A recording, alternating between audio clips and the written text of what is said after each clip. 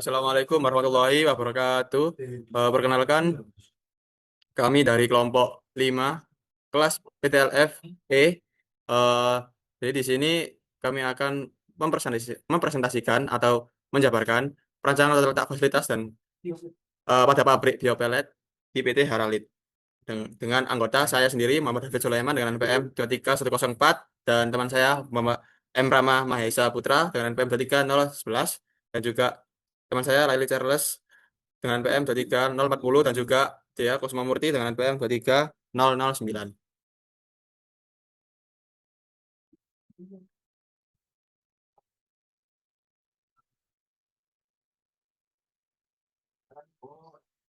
Baik, di sini ada profil perusahaan di mana PT Harit adalah perusahaan manufaktur energi terbarukan yang memproduksi biopelet berkualitas tinggi dari limbah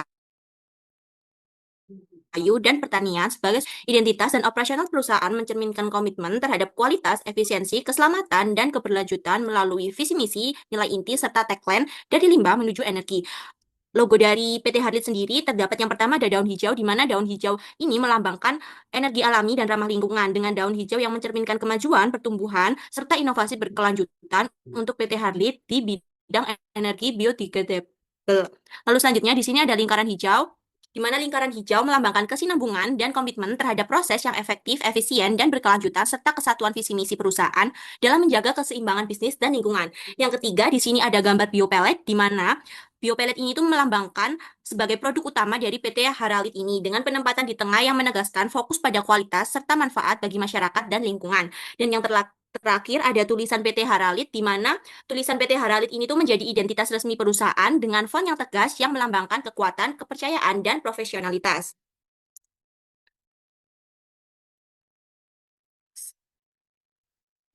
Selanjutnya yaitu ada bab 1 yaitu Global Site Plan, di mana pembangunan pabrik biopelet merupakan langkah strategis untuk mendukung penyediaan energi alternatif yang ramah lingkungan dan berkelanjutan, sehingga memerlukan perencanaan tata letak fasilitas yang efektif, aman, dan efisien. Biopelet adalah bahan bakar padat berbasis biomasa dengan densitas energi tinggi, kadar air rendah, serta efisiensi pembakaran yang baik, sehingga unggul dibandingkan biomasa mentah. Pendirian pabrik biopelet bertujuan memanfaatkan limbah biomasa menjadi energi terbarukan, sekaligus memberikan manfaat ekonomi dan sosial melalui peningkatan produktivitas, nilai tambah limbah, dan penciptaan lapangan kerja. Di sini ada pemilihan lokasi perusahaan, ada 5 faktor, yaitu mobilitas, peraturan pemerintah setempat, supplier, biaya tanah dan bangunan, serta peluang pasar. Dan lokasi yang dipilih yaitu ada 5, ada Sidoarjo, Pasuruan, Gresik, Banyuwangi, dan Madiun. Dan yang dipilih untuk pembentukan perusahaan PT Haralit yaitu di Gresik, di mana totalnya yaitu 89,50.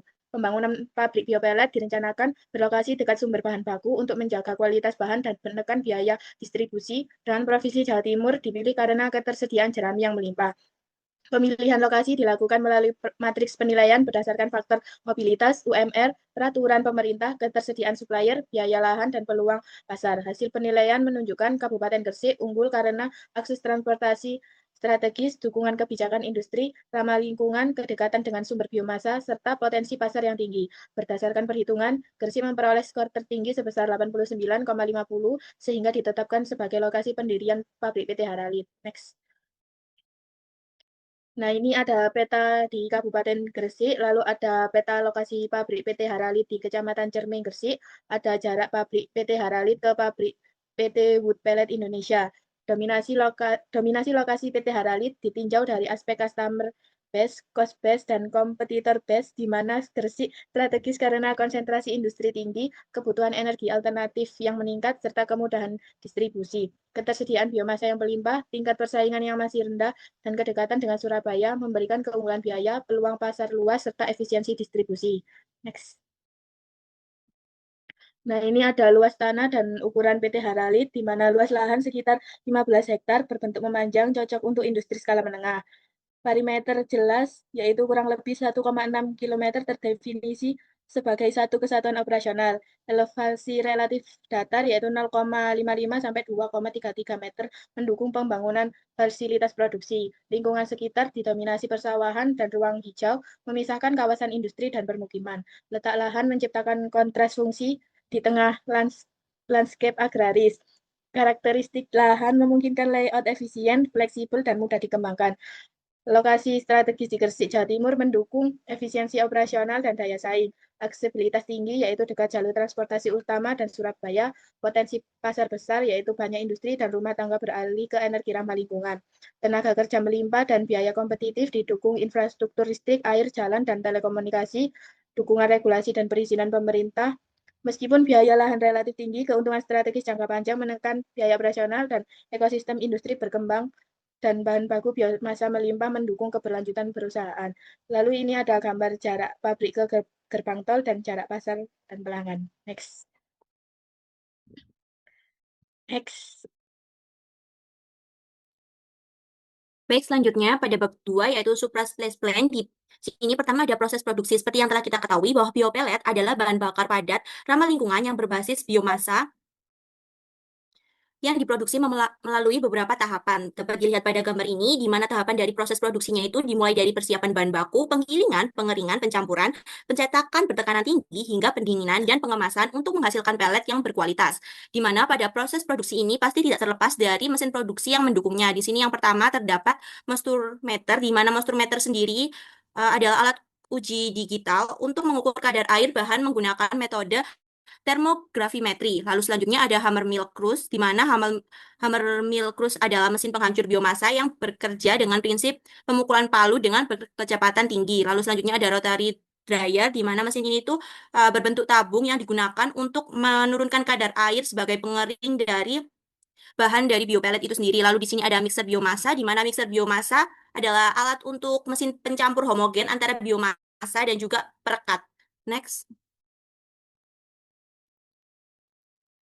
Selanjutnya di sini ada mesin pellet mill, di mana mesin pellet mill adalah mesin utama produksi biopelet yang digunakan untuk memadatkan biomasa melalui tekanan roller. Lalu di sini ada pellet cooler, di mana pellet cooler ini adalah mesin yang digunakan untuk mendinginkan pellet agar lebih keras, stabil, dan terjaga kualitas sebelum pengemasannya. Lalu selanjutnya ada vibrating screen, di mana vibrating screen ini adalah alat untuk memisahkan pellet utuh dari serbuk halus melalui getaran sehingga hanya pellet berkualitas yang akan dikemas. Lalu selanjutnya ada mesin penghempas pellet, di mana mesin ini adalah alat otomatis tahap akhir produksi untuk menimbang dan juga mengemas pelet ke dalam kemasan yang kedap udara. Lalu selanjutnya di sini ada departemen perusahaan pada PT Harlit, di mana pada PT Harlit sendiri itu terdapat ada 7 departemen. Lalu di sini juga ada bill of material dari PT Harlit, di mana bill of materialnya ini sampai level 3. Lalu di sini juga ada peta proses operasi, di mana untuk total peta proses operasinya itu sebesar 300 menit dengan inspeksi sebesar 15 menit dan juga operasinya itu 285 menit. Di sini ada sistem layout planning, di mana terdapat beberapa kode 1 hingga 10 yang dapat dilihat pada keterangan yang ada di gambar. Lalu terdapat beberapa warna kedekatan, yaitu ada merah, kuning, hijau, biru, putih, dan juga coklat. Next. Oke, lanjut buat selanjutnya, yaitu terdapat activity relationship chart pada PT Haralit, di mana di sini ada 12 ruang atau 12 tempat di dalam satu lokasi, yaitu seperti berikut. Dan juga pada activity relationship diagram PT Haralit itu nanti bisa dijadikan seperti berikut. Jadi ketika kode A sampai O, jadi A itu dari yang terdekat hingga yang terjauh. Buat untuk activity relationship diagram ini, ketika ada seperti kayak ngeliuk ini, maka itu semakin jauh antar satu sama lain. Terus kemudian ada layout departemen sementara, yaitu ada GKN, PS, TP, TWMN, MSH, RMT, KNT, dan sebagainya. Buat keterangan juga terdapat di sebelah kanan ini. Kemudian selanjutnya pada bagian ini sendiri terdapat informasi departemen yang dimana dari total 12 area itu terpakai itu 117.000 meter persegi. Kemudian berluas keseluruhan itu 150.000 meter persegi. Yang luas belum terpakai itu 33.000 meter persegi. Setelah diperoleh layout awal, maka perancangan akan dilanjutkan dengan menghasilkan biaya yang optimal atau minimum menggunakan metode kerap dan software WinKSP. Buat sistematik layout planning itu sendiri seperti ini, dan maka akan ditarik garis tegak lurus. Terus kemudian ada juga matriks jarak antar gedung atau area, yaitu seperti ini. Buat biaya moda transportasi juga itu buat jalan kaki itu 0 rupiah per meter, troli manual 100 rupiah per meter, forklift 150 rupiah per meter, Dan juga ada konveyor itu Rp80 per meter, ada juga internal atau loader kecil itu Rp200 per meter, dan juga ada pneumatic conveying itu Rp120 per meter. Kemudian untuk matriks biaya perpindahan antar gedung atau area itu juga dalam bentuk rupiah seperti berikut dan sudah dipaparkan pada biaya moda transportasi. Kemudian untuk selanjutnya di sini ada matriks OMH, yaitu terdapat seperti berikut. Kemudian buat optimasi layout ini dilanjut oleh Rama. Baik, di sini saya akan melanjutkan dari optimalisasi layout menggunakan software Windows XP. Di sini data-data yang sudah didapatkan akan dimasukkan pada software Windows XP, dan ini akan masuk di initial layout awal ini. Nah, setelah itu akan di running dan dapatkan iterasinya itu 1. Lalu setelah sudah didapatkan iterasi 1, maka bisa digambar sebagai hasil sketsa layout optimal berdasarkan software Windows XP. Lalu setelah didapat hasil sketsa layout, maka layout sudah dapat di inovasi layout pada PT Harley. Next. Baik, selanjutnya ada terdapat pembuatan nilai DCR A, E, I, U, O, X buat kode tersebut. Ketika A itu dari A sampai X, A itu yang terdekat satu sama lain, posisi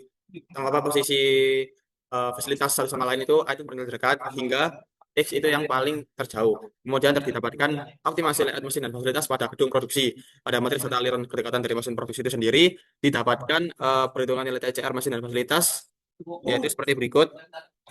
Dan juga ketika sudah dijadikan TCR ini, maka akan dibuatkan layanan mesin dan fasilitas pada gedung produksi, sehingga terdapat ruang meeting, 2 ruang meeting, dan juga ada BPU bahan baku jadi, dan juga BPU bahan baku utama. Kemudian ada juga di sini penempatan mesin-mesin produksi itu sendiri seperti berikut. Kemudian terdapat alat mesin dan fasilitas pada gedung maintenance. Di sini buat kedekatannya ada 5 ruangan HSE, ada ruang HSE officer, ruang manajer K3, ruang meeting, ruang teknisi maintenance, dan juga toilet. Didapatkan nilai TCR yaitu seperti berikut, dan juga layout fasilitas pada gedung maintenance ini terdapat ruang HSE officer, manajer K3, ruang meeting berdekatan, dan juga ada toilet, dan ruang teknisi maintenance juga seperti berikut. Kemudian terdapat optimasi layout fasilitas gedung kantor, yang dimana ada materi data aliran kedekatan dari fasilitas itu sendiri. Total ada dapat 14 fasilitas itu sendiri. Didapat nilai TCR seperti berikut, dan ketika sudah didapatkan TCR maka akan dijadikan layout fasilitas pada gedung kantor atau kemudahan seperti berikut. Kemudian ada optimasi layout fasilitas gudang bahan baku. Di sini ada 3 fasilitas, ada ruang VVIC, ruang purchasing, dan juga ruang warehouse officer, yang dimana akan diperoleh nilai TCR sebagai berikut. Dan ketika sudah seperti ini, maka dijadikan layout fasilitas gudang bahan baku seperti berikut. Ada bahan baku utama, ruang VVIC, ruang purchasing, dan ruang warehouse officer. Kemudian di sini bagian merah-merah itu, oh ya, mohon maaf, bagian merah-merah itu ada kelonggaran atau allowance itu sendiri buat gedung-gedung itu sendiri. Ada seperti celah-celahnya, ada space tersendiri. Kemudian untuk optimasi layout fasilitas gedung laboratorium itu terdapat 3 ruangan, ada laboratorium, ruang QC, dan lain-lain. Kemudian ada didapatkan nilai TCR pada gedung laboratorium, dan didapatkan layout fasilitas pada gedung laboratorium seperti berikut. Kemudian dari ke kelima gedung itu tadi ada beberapa fasilitas itu, maka digabung seperti berikut. Ada seperti ruang maintenance, juga ada gedung produksi, ada juga gudang bahan baku, dan sebagainya. Ada ruang gedung kantor dan sebagainya. Kemudian dilanjut oleh Dea dan Laili. Selanjutnya di sini ada kebutuhan tenaga kerja, yaitu di mana jumlah tenaga kerja sama dengan T dikali OI per efisiensi mesin dikali H, di mana kebutuhan tenaga kerja lantai produksi ada 8 mesin. Lalu untuk kebutuhan tenaga kerja gedung produksi itu ada tenaga kerja 4 orang. Lalu untuk kebutuhan tenaga kerja gudang bahan baku ada 5 orang. Next. Ada 6 orang. Next. Selanjutnya ada kebutuhan tenaga kerja gedung maintenance, yaitu ada total 8 orang. Kebutuhan tenaga kerja gedung bahan jadi ada total 6 orang. Kebutuhan tenaga kerja gedung pengolahan limbah ada total 4 orang. Kebutuhan tenaga kerja gedung kantor dengan total 19 orang. Kebutuhan tenaga kerja laboratorium dengan total 2 orang. Agak ke atas sedikit. Kebutuhan tenaga kerja kantin ada dengan total 4 orang. Kebutuhan tenaga kerja tempat parkir dengan total 2 orang. Lalu kebutuhan tenaga kerja musola total 2 orang. Kebutuhan tenaga kerja pos satpam ada 6 orang. Dan kebutuhan tenaga kerja taman dengan total 3 orang. Next.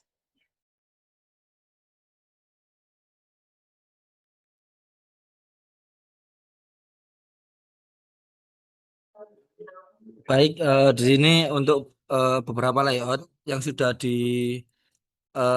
dilakukan atau diinovasikan pada eh, software Visio, di mana yang pertama ada tempat parkir, yang kedua ada gedung kantor, yang ketiga ada gedung laboratorium, yang keempat ada gedung bahan baku, yang kelima ada gudang barang jadi, yang keenam ada gedung produksi, yang ketujuh ada gedung maintenance. Bisa nih, Dex. Lalu selanjutnya ada kantin, lalu ada musola, ada gedung pengolahan limbah, ada pos satpam, dan yang terakhir ada taman. Nah, di sini merupakan layout keseluruhan pada PT Haralit, di mana dari ke-12 gedung atau tempat tadi dijadikan satu menjadi satu kesatuan pada layout keseluruhan PT Haralit. Di sini merupakan ada in sebagai jalan masuknya dan ada out sebagai jalan akses keluar. Ya, next.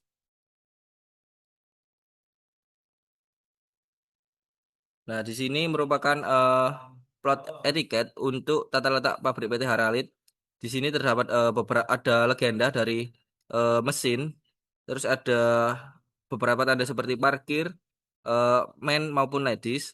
Lalu di sini ada beberapa keterangan seperti A tempat parkir, terus ada B gedung kantor dan sebagainya.